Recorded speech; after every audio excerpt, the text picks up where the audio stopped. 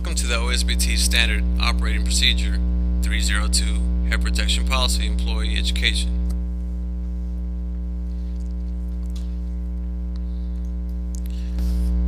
Head Protection Policy. Purpose.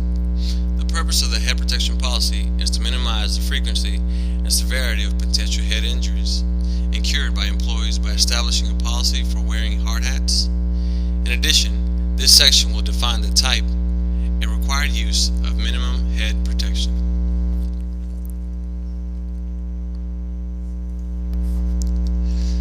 Health, safety, security, and environmental. Provide assistance in conducting workplace hazard assessments. Provide assistance in the selection of appropriate head protection. Managers and supervisors. Enforcing the head protection program. Provide assistance in the selection of appropriate head protection. Employees, subcontractors, partners, and vendors. Observe the head protection requirements for their jobs and work areas. Attend required training sessions. Properly wear, clean, maintain, and inspect equipment provided.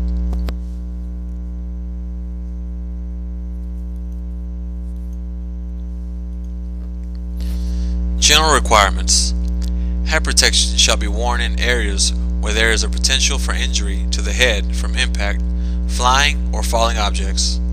For example, working below other workers who are using tools and materials which could fall through grates, or electrical shock and burns.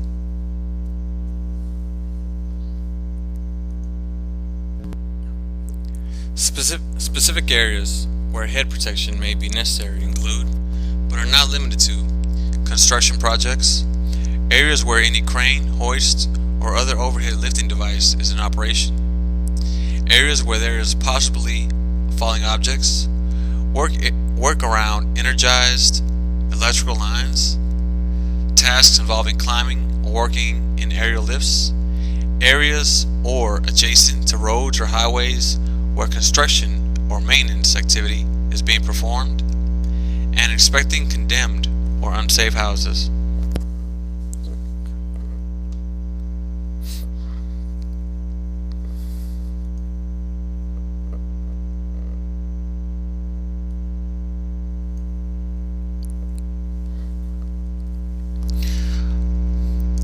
Hard hats will not be required inside an automobile, truck, cab, or enclosed operator compartment. If a supervisor believes an enclosure will not provide adequate head protection, a hard hat should be required. Wearing head protection properly is essential. Hard hats should be worn square on the head, not tipped forward, backward, or to either side. If the head protection is not worn as designed, it may not offer the level of protection for which it was designed. Items are not to be placed on or carried between the suspension and shell, or between the suspension and the head. This space is needed when the shell suspension absorbs the force of an impact.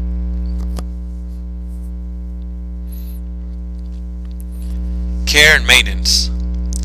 It is the employee's responsibility to maintain their safety equipment.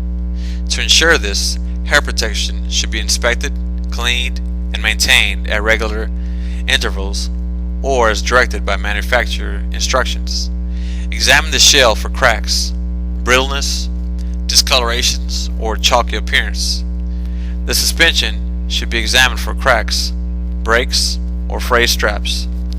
Drilling holes in the shell of a hard hat for ventilation is forbidden. Doing so eliminates the electrical insulation protection and the degree of impact resistance.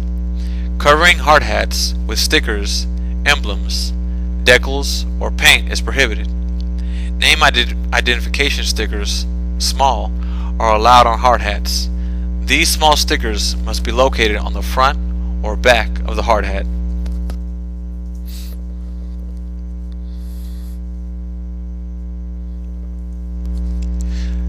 Record keeping.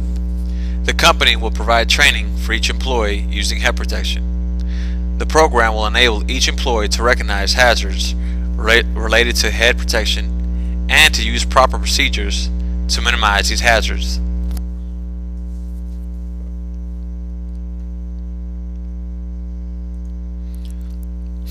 This concludes hair protection training. The hair protection quiz is part of the PPE quiz. Please be sure you have taken the eye protection, safety shoe, and PPE training prior to taking the PPE quiz. For the PPE quiz, please copy and paste the test link into your browser and begin the quiz.